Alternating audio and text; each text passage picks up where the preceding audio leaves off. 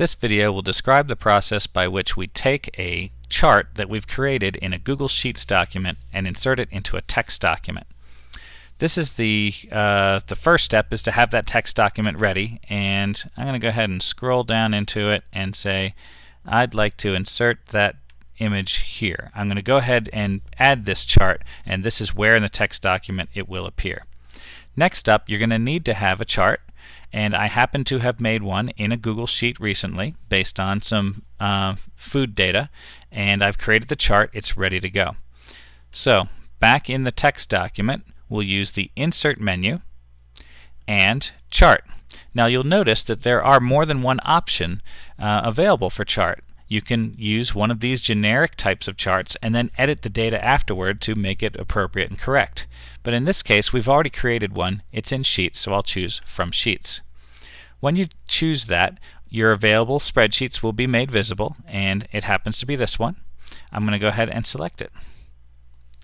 Within this spreadsheet, there happen to be 3 charts that are made, and I'm going to select the one I want. And right now I have a decision to make. Should I keep it linked or not? If I keep it linked, if I change the data in my sheet and the chart is updated, it will also update the chart in this text document. So I think I'm going to go with that and choose Import. You'll notice that it came into the into the document. The chart is there, and I can go ahead and click on the chart, and first thing I'm going to do is wrap the text around it, and I'll resize it so that you can see the effect of that. And that looks fine. Now again, this text should be something relevant to what the chart describes. Okay, I'm going to now click somewhere else. The chart is there, and now let's go back and tweak the original chart and see what happens. This chart is based on this data. So if I did some research and I realized that cheesy jalapeno 4-piece had, instead of 110 fat calories, what if it had 310. Now the chart is updated to reflect this. Again, this is not a fact, this is just me editing data arbitrarily.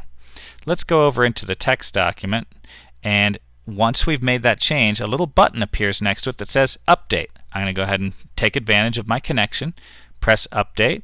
It'll think about it for a little bit, and the update is shown.